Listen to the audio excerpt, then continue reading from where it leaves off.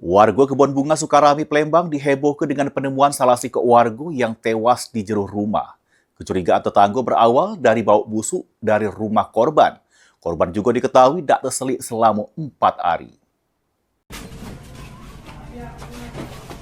Polisi yang dapat laporan langsung ke lokasi di Jalan Perindustrian 2, Kelurahan Kebun Bunga, Kecamatan Sukarami, Palembang. Kepolisian melakukan olah TKP serta memintai keterangan pada warga sekitar. Dari keterangan tetangga, korban bernama Amin Gozali Bong sudah 4 hari tak terselit metu dari rumah. Warga juga curiga adanya bau busuk dari jero rumah korban sehingga warga menghubungi kepolisian. Korban tewas tergeletak di pucuk kasur, jero keadaan sudah membengkak metu ke cairan. Oleh polisi yang dibantu PMI Palembang, jenazah korban digawa ke Rumah Sakit Bayangkara Muhammad Hasan Palembang untuk dilakukan pemeriksaan lebih lanjut.